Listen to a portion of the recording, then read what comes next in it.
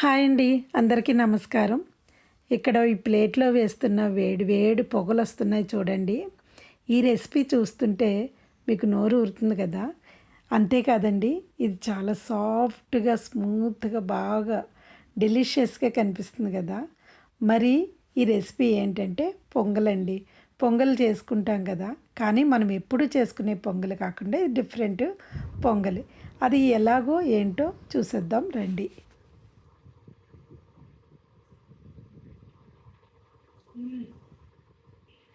Super అండి, చాలా బాగుంది. ఖచ్చితంగా మీరు కూడా ట్రై చేయండి. ప్లీజ్ అండి, ఈ వీడియో నచ్చితే లైక్ చేయండి, షేర్ చేయండి, కమెంట్ చేయండి. Hi friends, welcome back to Amantha's world. ఈరోజు మీకు చాలా యమ్మీ యమ్మీ డెలిషియస్ బ్రేక్ఫాస్ట్కి అయితే చూపించబోతున్నాను. ఇది డయాబెటిక్స్తో బాధపడే పేషెంట్కి అయితే చాలా మంచిదంటండి. ఈ విధంగా చేసుకుని తింటే అది చాలా హెల్తీగా ఉంటుంది. ప్లస్ మనకి రోజంతా ఆకలి ఉండదు ఈ విధంగా చేసుకొని తింటే. అది ఎలా చేయాలో, ఏ విధంగా చేయాలో చూసేద్దాం రండి. మనం చేసుకునేది బ్రేక్ఫాస్ట్ కాబట్టి ఆ ముందు రోజు రాత్రే ఒక జొన్నల్ని నానబెట్టుకోవాలి. ఒక గిన్నె తీసుకొని అందులో ఒక కప్పు జొన్నలు, ఒక కప్పు జొన్నల్ని శుభ్రంగా కడిగేసి వాటర్ తీసేసి అందులో మళ్ళీ కొంచెం వాటర్ వేసి నానబెట్టాలి. నేను ఇద్దరు మనుషులకే చేస్తున్నానండి. ఇది ఒక చిన్న కప్పుతో తీసుకున్నాను. మీ క్వాంటిటీ తగినట్లుగా మీరు తీసుకోవచ్చు. ఒక కప్పు కాకపోతే 2 కప్పులు తీసుకోవచ్చు. నేను కొలతలతో చెప్తాను, దాని ప్రకారంగా మీరు వేసుకుంటే, అంటే ఒక 2 కప్పులు తీసుకుంటే దానికి డబుల్ వేసుకోవాలి. ఇప్పుడు చూడండి, దీనికి నేను ఒక అరకప్పు మామూలు మనం వంట కందిపప్పు వాడాను, ఇంకొక అరకప్పు ఎర్ర కందిపప్పు, ఒక అరకప్పు పెసలు, ఈ 3 కూడా కలిపి ఒక 2-3 అవర్స్ అయితే నానబెట్టుకోవాలి. ఇవి కడిగేసి నానబెట్టుకోవాలి. ఇవి కూడా అంటే ఇలా నానబెట్టడం వల్ల ఏంటంటే మనకు తొందరగా ఉడుకుతాయి. అందులోనూ పప్పు కూడా కొంచెం మంచిగా సాఫ్ట్గా వస్తుంది. దానికి ఒక అరకిలో బీరకాయలు అయితే తీసుకున్నాను. ఈ బీరకాయలు కట్ చేసుకొని మనం పక్కన పెట్టుకోవాలి. ఈ తోలు తీసేటప్పుడు మొత్తం తొక్క తీసేయకూడదు. ఆ పైన ఈనెల్లా ఉంటాయి కదా, ఆ ఈనెలన్నీ ముందు తీసేసుకోవాలి. తర్వాత లైట్గా మనకి బీరకాయకి మొత్తం నునుపుగా తొక్క తీసేయకూడదు, అక్కడక్కడ ఉంచాలి. అదొక టేస్ట్ అండి, బాగుంటుంది. మనం పొంగలకు కాబట్టి ఇలా చేస్తేనే బాగుంటుంది. మెత్తగా అయితే మళ్ళీ తొక్కంతా తీసేసామంటే మొత్తం కలిసిపోతుంది. కాబట్టి ఇలా ముక్క ముక్కలా మనకి కనిపించాలనుకున్నప్పుడు ఇలా చెయ్యాలి. ఈ శుభ్రంగా బీరకాయలన్నీ కూడా తొక్క తీసేసుకొని అవి కడిగేసి చిన్న చిన్న ముక్కలు కట్ చేసేసుకోవాలి. ఇలా కట్ చేసుకొని పక్కన పెట్టేసుకోవాలి. దీంట్లోకి ఒక మన కారానికి తగినట్లుగా 4-5 పచ్చిమిరపకాయలు, ఒక వెల్లుల్లిపాయ తీసుకొని ఆ వెల్లుల్లిపాయని చిన్న చిన్న ముక్కలుగా చేసుకోవాలి. అలాగే అల్లం కూడా. రాత్రి నానబెట్టుకున్నాం కదా, ఆ జొన్నల్ని ఇప్పుడు వాటర్ లేకుండా తీసుకొని వాటిని మిక్సీ పట్టేసుకోవాలి. ఈ మిక్సీ పట్టేటప్పుడు అది మెత్తగా పేస్ట్లా కాకుండా పౌడర్లా రావాలి. బరకగా చేసుకుంటే సరిపోతుందండి, బాగా మెత్తగా కాదు. చూపించిన విధంగా చేసుకోవాలి. ఇలా చేసుకొని దాన్ని పక్కన పెట్టేసుకోండి. దీనికి రైస్ కూడా ఒక 1/2 కప్ అయితే తీసుకున్నాను. బ్రౌన్ రైస్ కాబట్టి నేను కొంచెం అయితే వేసుకుంటున్నానండి. వేసుకోకపోయినా, రైస్ లేకపోయినా పర్లేదు, మామూలుగా మనం జొన్న పిండితోనే చేసుకోవచ్చు. కానీ ఇదైతే రైస్ కూడా కొంచెం ఉండాలి కాబట్టి నేను వేసుకుంటున్నాను. ఇది ఆలివ్ ఆయిల్ వేసుకుంటున్నాను. ఆలివ్ ఆయిలే వేసుకోవాలని ఏమీ లేదు. మనం ఏ ఆయిల్ వాడితే అదే వేసుకొని చేసుకోవచ్చు. కాకపోతే హెల్దీ కాబట్టి కొన్ని ఆయిల్ అయితే చేంజ్ చేశాను.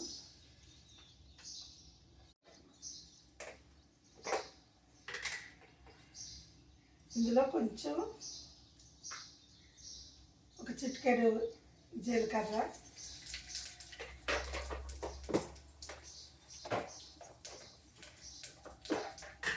ఒక చిటికెడు ఆవాలు,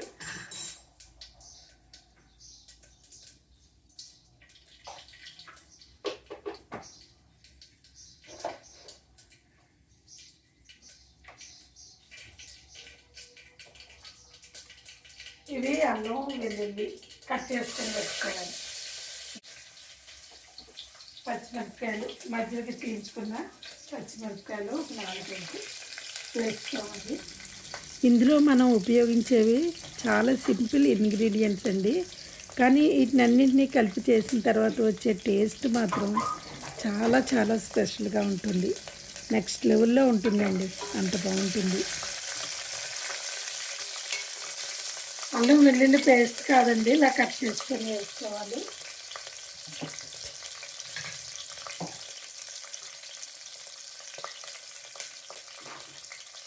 ఇప్పుడు మనం ముక్కలు కట్ చేసి పెట్టుకున్నాం కదా, బీరకాయ ముక్కలు వేసుకోవాలి.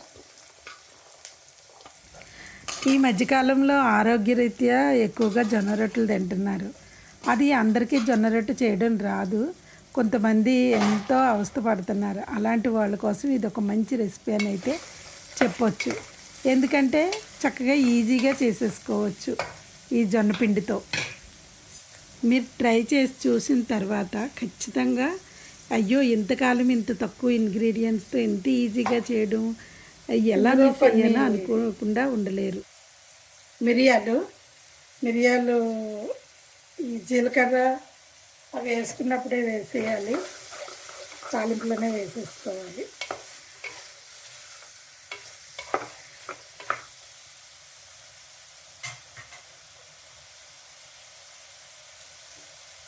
కొంచెం పసుపు,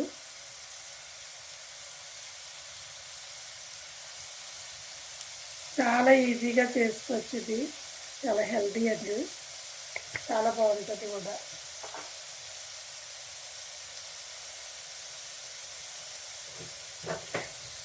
సాల్ట్,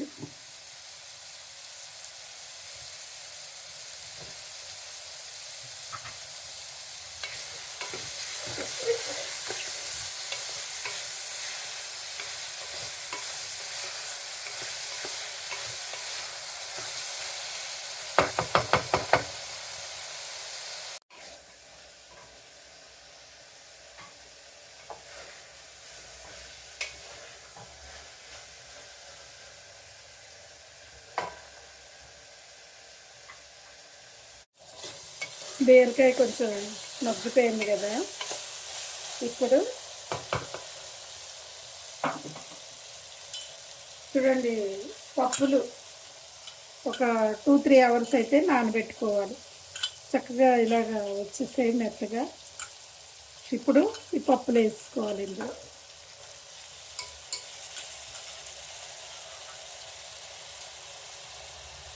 కందిపప్పు, ఎర్ర కందిపప్పు, పెసలు,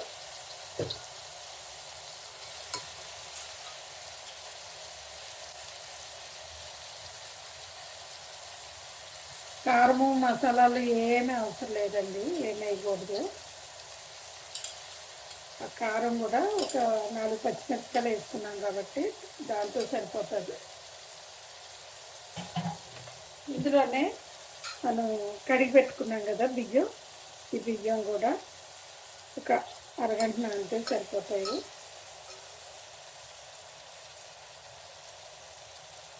ఇందులో వేసుకోవాలి.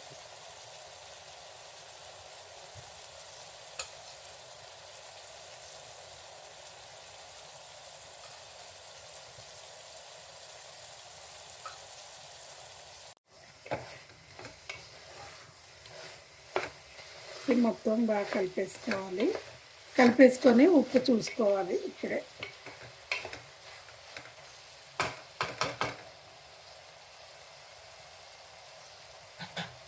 కొంచెం తక్కువైంది.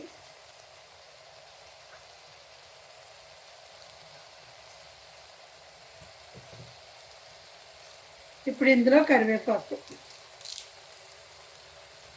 పచ్చి కరివేపాకును ఇలాగ లాస్ట్లో వేయడం వల్ల అదొక మంచి ఫ్లేవర్ వస్తుందండి. అందుకేనండి ఆయిల్లో వేయకుండా నేను లాస్ట్లో వేసాను. పిండి చేసి పెట్టుకున్నాం కదా, ఇది బరక మిక్సీ చేసి పెట్టేసుకోవాలి. రాత్రి అంతా నానాయి కాబట్టి ఈజీగా మనకి పౌడర్ అయిపోద్ది.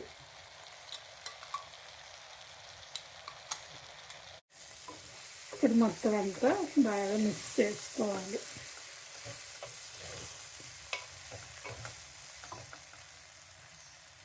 ఇప్పుడు ఏ కప్పుతో మనం జొన్నలు తీసుకున్నామో అదే కప్పుతో ఒక 10 కప్పులు అయితే వాటర్ వేసుకోవాలి. కుక్కర్ మూత పెట్టేటప్పుడు వేటర్ తీసేసి తర్వాత పెట్టుకుందాము. కొంచెం అంటే వాటర్ పైకి వచ్చేయకుండా కొంచెం మరిగిన తర్వాత పెట్టుకుంటే సరిపోతుంది. ఒక 2 నిమిషాలు ఆగి ఆ వేటర్ పెట్టుకోవాలి. ఇప్పుడు ఇది ఉడికేలోగా మనమైతే కొత్తిమీర తీసుకుందాము. చూడండి, మేము కొత్తిమీర వేసాము, కానీ పెద్ద పెద్ద వర్షాలు రావడం వల్ల అప్పుడు మొక్కలు బాగా భూమికి అంటుకుపోయాయి. ఇప్పుడు అవే కొంచెం పెరుగుతున్నాయి. నేనైతే అవి పెద్దగా అయ్యేంత వరకు కూడా ఆగను. అలా కొంచెం కొంచెం తీసి కూరలో వేసేస్తూ ఉంటాను. అయిపోయాక మళ్ళీ వేస్తాము. ఈ సైజులో ఉన్నప్పుడైతే చాలా బాగుంటుందండి, మంచి వాసన వస్తుంది. అది ముదిరింది వేస్తే అది అంత నచ్చదు. నాకు ఇలా మొక్కల్లా ఉన్నప్పుడు వేయడం అంటేనే చాలా ఇష్టం. లోపలికి కూడా వెళ్ళలేదండి, ఇక్కడే కూర్చొని చేసేస్తున్నాను. కొత్తిమీర కాళ్ళన్నీ తీసుకోవాలి కదా, అవి తీస్తున్నాను.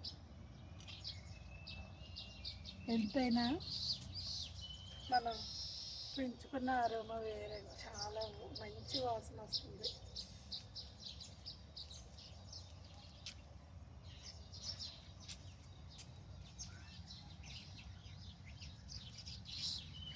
ఇది ఇంకా పెరగాలి, పెద్దగా అవ్వాలి. ఇంత మంచి అరోమా వస్తుంది, చాలా బాగుందండి. లేదా ఇప్పుడు పెట్టేయాలి. పెట్టేసి ఒక 3-4 విజిల్స్ అయితే వేయించుకోవాలి. ఇలాంటి మరెన్నో ట్రెడిషనల్ అండ్ హెల్తీ రెసిపీస్ కోసం అయితే మా అమంతాస్ వరల్డ్ అనే ఛానల్ని సబ్స్క్రైబ్ చేసుకోండి. బెల్ ఐకాన్ నొక్కడం మర్చిపోకండి.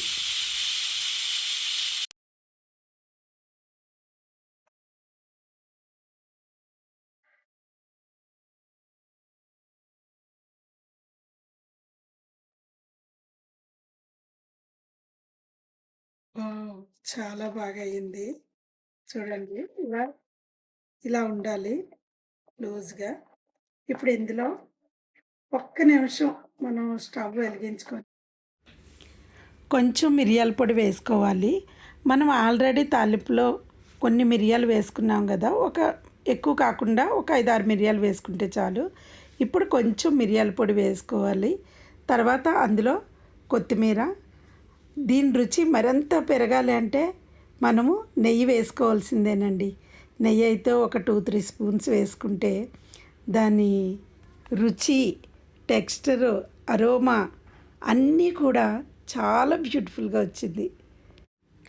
జొన్నపిండితో చేసిన ఈ డెలిషియస్ పొంగల్ చాలా సాఫ్ట్గా, క్రీమీగా, కలర్ఫుల్గా వచ్చింది. ఫ్రెండ్స్, మీరు ఇచ్చే లైక్స్, మీ ప్రేమ, మీ కామెంట్స్, మీ సపోర్టు అన్నీ కూడా మరెన్నో కొత్త రెసిపీస్ చేయడానికి నాకు ఒక మంచి ఇన్స్పిరేషన్. మరొక కొత్త రెసిపీతో మీ ముందుకు వచ్చేస్తుంది అమంతాస్ వరల్డ్. అంతవరకు హెల్తీగా ఉండండి, హ్యాపీగా ఉండండి. Thank you so much for watching Amantha's world.